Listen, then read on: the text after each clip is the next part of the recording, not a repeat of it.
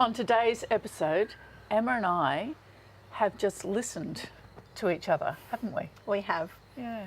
And Emma is the General Manager, is that what your title is? Yes. Of the Food and Agribusiness Network in the Greater Sunshine Coast area. And what Emma brings to her work is the human face of the whole supply chain. Is it a supply chain? Is it like we say value chain just because then it adds in everything. Yeah. All right. So the value chain of the food and agribusiness on the Greater Sunshine Coast.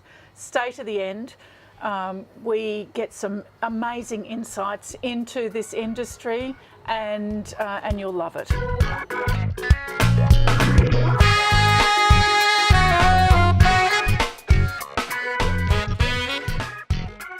Hello and welcome to Stories from the Red Couch, episode 61. I'm Robin Cook, and today my guest is Emma Greenhatch. Hi Emma. Hi Robin. How are you? I'm really good. Good. Feel very lucky to be sitting here today on your lovely red couch. Well, I feel really privileged to get you because you are such a busy person and doing all manner of really important work on the Sunshine Coast. Tell me what it is that what your job title is now. Well, it's really exciting because as of probably this week when we've got a growing team at FAN, I'm not everything anymore, which being everything was wonderful in terms of learning so much about the business. But I've come out of a background in state government in Victoria where we had a marketing department and a finance department and all those other departments that minions to do things that you for shove you. things off to, and then I joined FAN where that was me, and that was really exciting and really challenging, and really essential too, I think, to really understand the business and to understand the people that we deal with on a daily basis, our members and our stakeholders. But now, after 3 years, we're at a point where we've got, as of next week, we'll have 6 staff. Really? So, yeah. That's really, incredible. yeah. Congratulations. So tell us, what is FAN? Because I know, but not everybody does. Not everybody knows. So FAN stands for the Food and Agribusiness Network. So FAN was set up about 3 years ago, officially launched at the end of 2015 as a not-for-profit industry network that's all about growing the food and agribusiness community in this Greater Sunshine Coast region. Yeah. So we cover from Gympie, Noosa, Sunshine Coast and Moreton Bay, and we're all about helping the industry to connect and collaborate and grow. So there's been quite a process to get to that point, even to determine the area that FAN covered. And I remember going through some workshops and reference groups and so forth to work that out. Yeah. In that collaborative process, what do you see as being the real benefits of bringing all of these groups together? They often talk about a burning platform with clusters. Okay. So what was the burning platform that brought the cluster together? And the founders of FAN, who were industry leaders from Gourmet Garden, Mullaney Cheese, the Real Food Festival, saw that they had access to knowledge and skills and expertise that they could share with other businesses in the industry to help them overcome some of the challenges that they inevitably face in growing a food business. So I think that importance of that collaboration and connection across the whole industry is what FAN is all about. And we don't just take an industry focus either. So we cover the whole food value chain, so right through from input suppliers, growers, manufacturers, food service, retail, exporters and affiliated services. So we talk about wanting to grow the whole food and agribusiness economy in this region, and that's really important too because we want the services in this region to grow as well, and because they're really important as suppliers to the industry. And across the whole Sunshine Coast region, when you're supporting such a widespread industry like the food and agribusiness, there's all of the flow-on effect, isn't there? Yep. Because it's not, each person within that chain isn't working in isolation. and the food and agribusiness isn't working in isolation in the whole Sunshine Coast economy, is it? Correct. No, it's not. And I think we have got a Greater Sunshine Coast region focus, and it is important that you have a geography, because you want businesses to be connecting with each other on a regular basis. Yes. So we had a visitor up here from Sydney last week who's heard about FAN from afar and came up for a few days and met some members and met some of our stakeholders, and he was really impressed by, we're all talking off the same hymn sheet, and he said, wow, it's like you all work for the same business. And it's like, well, we all believe in the same thing. We're all keeping each other in the loop on what's happening. We're all thinking about opportunities for each other. So we're not just looking at our own narrow business and going, this is our backyard. We're thinking about solutions for the industry from a whole of value chain perspective. And that solution could come from anywhere. So it might, a challenge that the food industry has, like distribution's a big one. Yes. It might not be the industry itself that comes up with that solution, but they might be working with a transport provider that comes up with that solution, or it might be a software developer that comes up with that solution. So it's really important for us to connect the whole value chain, because that's where innovation ultimately comes from. So how did you do that? How did you bring all of these people together? Because generally, when we think about businesses, there's a lot of competitiveness between businesses when they're working in the same area, and particularly, you know, in a high stakes situation like food production. Yeah. How did you get that collaborative sense? I think that is really testament to all the amazing, inspiring individuals we have in this region. I've been involved with lots of food networks like FAN in my previous days working in Victoria, most of them that have been set up by governments, and it's all been very much a top-down approach. And I look at what's happening here and the success of FAN, and the success of FAN is all the members that make us up. It's an absolute privilege to be sitting here involved in doing what we do every day, because it's their network, it's your network, and it's their ideas that keep us growing and evolving with the needs of the industry. So we've just kicked off 2 new programs to help members to enter new markets. So what are they? So there's a national program, which is a shared service for businesses to tap into the support they need to grow their markets, whether it's Brisbane, Sydney, Melbourne. The problem might be transport and logistics, it might be marketing, it might be selling skills. So we've got businesses investing in that program, and also an export program into China initially, which 4 of our larger manufacturers are co-investing in. They came up with those ideas. They came to us and said, we've got a challenge, but we've developed a collaborative solution. That's fantastic. To help us to overcome that. And then the hope is that they can then go on and put those people into place in their own businesses, that they don't need that program anymore, and we have another pipeline of businesses coming through that do. As well as all of the learning that has come out of that process. That's right, that they then share back with the other members, because that's a really important part of it. It's all businesses face the same challenges ultimately. So if they're sharing those learnings, and they're creating this culture, which it's a culture of collaboration up here that is what makes it so special, then hopefully that horrible statistic that we all know about the amount of small businesses that go out of business in the first 5 years, we're hoping that we can help reduce that. And also, really importantly, that we're creating an environment for really new opportunities that might not have been done before, because businesses can see that by working together,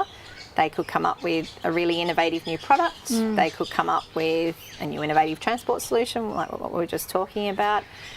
It's just being open to the fact that you can be bigger than just your own business. Yeah.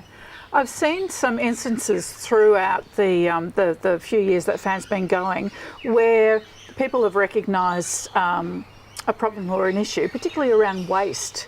What sort of solutions have people come up with around that? And new businesses have sprung up as a result of that, haven't they? There is. And it's a really exciting space, I think, for this region. I think because we've got such a rich growing environment up here, and we've got a growing value add industry. We've got a big service industry. It's a really nice melting pot for some creative solutions. So we've got businesses like Spare Harvest, and Helen's done some amazing work in that space, and she's growing this international community around sharing resources associated at an industry level, but at a household level too. We've got companies on the coast freeze drying product, which is brilliant. So instead of all those strawberries, bananas just being ploughed back into the ground, it means that there is a value add opportunity for them. We've got other manufacturers that are also taking that, what would otherwise be waste product, and using it to create products. So we've got Ugly Duck Preserves, whose whole business is about taking fruit that would, again, otherwise be ploughed back into the ground, and she's making award-winning preserves. Yeah. So it's fabulous, isn't it? It is. You know, just on that, the issue around waste, which we all hate, but really putting something nice together as a result of that, and generating income and employment opportunities. Locally as a result of that. Absolutely, and I think we really want to see a lot more solutions in that space, because it is something that every business faces, whether or not you're an input supplier or a farmer or a restaurant manufacturer. They all have waste challenges. So that whole notion of a circular economy is really important and gaining traction nationally. I mean, nationally they've got a national waste policy now. So we're really looking forward to having that chance at an industry level to be able to get the businesses together in a larger group to address this, because there's lots of examples of businesses seeing that opportunity for themselves. But what if as a region we go, okay, let's think really big, and what do we need to be turning this waste into energy? For sure. Because energy prices are obviously a really big issue up here, and there's lots of regions now that are using food waste for energy. So, how long was there a time? I'm just thinking about going back to that collaborative thought. Was there a time over the last 3 years where you got to the point as a organisation where you thought it's too hard? People aren't getting together. What more do we need to do to foster that communication and collaboration? Was there a time where you just kind of went like that? Or has it just been... No, there hasn't. It's really nice to say that. Isn't that wonderful? It is. No, there hasn't. It's our membership has gone on a steady incline. So we obviously started at 0 in 2015. We're at 230 now.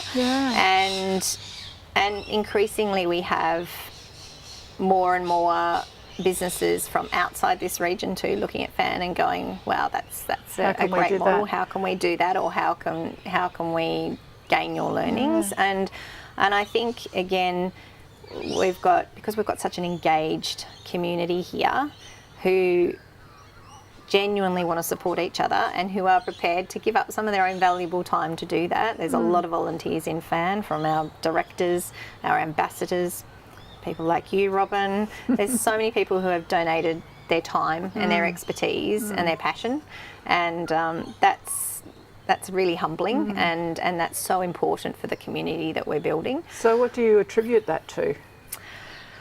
Why are people so enthusiastic about it? I haven't worked that out yet. I've thought about it a lot. I think timing's probably one part of it. I think that obviously there was a really strong push from Sunshine Coast Council through the Regional Economic Development Strategy to have a group like FAN formed. And so there was a real momentum at a regional level to set this group up. But top-down doesn't always work, does it? But the difference was... And absolutely to Sunshine Coast Council's credit, and they're not like this is off my own back. They then stepped out of the way. Yeah. So what they did is they created the environment. They've provided funding support, but then industry led it. Yep. And so rather than in many cases networks like FAN being run through government, and then when the funding runs out or when those couple of key people disappear, then it all falls over. Ours is industry led, and so through things like we've got a strategy advisory panel, we have an events advisory panel, we've obviously got our board, we've got our members, and because we have such a broad program of engagement, whether it's events or networking opportunities or our capability directory or the programs. Grow Coastal's been a wonderful way of nurturing these businesses and helping them to understand the benefits of working together. Got all these different settings, and geographically it's a nice size region too. It's not too big and it's not too small. People can see that there's plenty of opportunities, so that whole competition space is different as a result of that. It's different as a result of that. We're in a really growing region, which is incredibly exciting. And I think ultimately, look, from a food and agribusiness industry perspective, the markets that you're really pursuing in the most case are, outside the region. For those that want to obviously grow their businesses to a larger scale. So they can, that whole competition space, they can see that they've got more opportunities by working together than working in competition. Yeah, that's fabulous. Yeah. And you said that you'll have 6 employees in FAN. Have you seen an increase in employment across the region in the network as a result? Do you think it is as a result of FAN and the support there? It's a really important point, and look, one of the things at FAN, one of our objectives is absolutely we want to see jobs growth because we want more people setting up food businesses in this region and growing existing food businesses in this region. We want more growers on our land and more artisan producers and more of our smaller and medium-sized companies growing.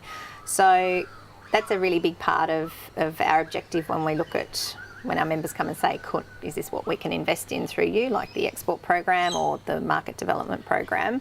And a key part of that is us being able to help give them access to the capabilities that they need to scale their growth, which means they're going to be employing more people, whether or not that's automation, whether or not it's putting on those people that they've co-invested in through us, but they can then go and employ their own staff in that space to grow their businesses. So absolutely, it's a key measure for us. You know that I've got a genuine interest in seeing children coming through a kitchen garden program, and we've had lots of conversations around that. How does the industry and the network view those younger people coming through? Who's looking at in that area? We've had a few education providers, Robin, actually join the network lately. We've had a couple of... Brilliant. Yeah, it is. We've had Unity College has joined, and I think that increasingly, my children are very fortunate that they go to Chevelum and they have the kitchen garden program, compliments of you, Robin, setting that up many moons ago, and I think that awareness about the importance of connecting to food is really strong in this region. Whether that's filtered down to a broad-based response by the education system to embed programs like the kitchen garden program into their schools is a challenge, but I think we all have a role to play in that, and I'll give you a very close to home example. Obviously I live and breathe the food and agribusiness industry every day and support our producers by buying the products, and they're in my cupboard, and I love it when my children say, I'm eating Bridget's chocolate, or I am having... I'd like to say I'm eating Bridget's chocolate. That sounds really nice. And I'm having Trisha's chutney, and so it's humanising it. Yeah. We are so fortunate that we can be connected to the people in this region who produce our food. We see them on the street, we see them at the market, we see them in our formal settings of our events, and they are the people that are creating what we have on our plates, and I think that all of us can have that role with our children. Really important, obviously, that they're also connected to growing, and I think there's a lot of that starts at home as well, because I think schools are a really important setting, and like I said, I'm fortunate that my children have access to that, and so that's continued from their home into their education. But I think there's many small things every day that we can all do. Yeah, absolutely. That's fabulous. Now, I would like to ask about the thing that you've brought for the table. Tell me about it. And there's lots of words on the back, and I'm not going to read them out just in case, because you never know, it might be precious. Well, it is precious, but I'm happy to share some of the words with you. Yes. It was, I think, when you asked me to bring along something that meant a lot to me, I was just looking around my living room, and that picture was given to me by a very, very dear friend of mine who I job shared with in Victoria. So when I had my 10 years with the Victorian government and it was all food, always been food related, and her and I job shared and worked side by side for pretty much that entire time. So we had our babies at the same time, and it was an incredibly special period of my life. And when I moved up to the Sunshine Coast a few years ago, and moved up for family reasons, so loved my job down there still, but family reasons brought us up here, and I felt like I'd lost my right arm because we had worked so closely together, and she was such a dear friend, and we grew things together, and I missed her so much, and still do miss her so much, and but I learnt so much from her, and I think that the time that sounds like she's not here anymore. I know. Kate is still here, setting up an amazing food event now in Victoria. But she taught me so much, and that willingness to explore and be open and challenge. And we were in state government, so there's quite a lot of limitations around that. Yes. But I brought that with me, and once I got over the fact that I now had to be the finance department and the marketing department and all those other things, it's given me a real appreciation of the importance of relationships, and that's what FAN's about. Yes. It is all about our relationships and our openness and our willingness to listen, and so that's a beautiful thing, Emma, isn't it, to bring that to an organisation like this and be so successful. I'm incredibly and continuously impressed by the work that you do there. Thank you. It's very welcome by everyone across the network, and celebrated widely. Well, I don't say it lightly, Robin. It is an absolute privilege. I mean, I get to come into contact with people like you and so many members that are just out there being creative, with passion. Food businesses are pretty challenging at times. Absolutely. Growing food is incredibly challenging a lot of the time, as we've seen lately, and to be able to put the spotlight on that and be able to go, we need to acknowledge these stories. We need to acknowledge the effort that these people place on putting food on our table every single day, and really thinking about that when we then go and purchase our food, because there is a difference between the rhetoric and then going, I'm actually going to actively support that. That's right. I just feel incredibly lucky to be able to do something that I'm passionate about. Fabulous. Thank you for joining me. Thank you for having me. It was so nice. It's been a delight. It is. We haven't had a good chat together for a while, have we? No, we haven't. Next time we'll do it over bubbles. Sounds good. Thank you for joining us. Share Emma's story. Because it's a fantastic example of what can be done when groups of people come together and work together for the greater good, I think. So all the social media, all of the areas. Thank you for watching, and we'll see you next week.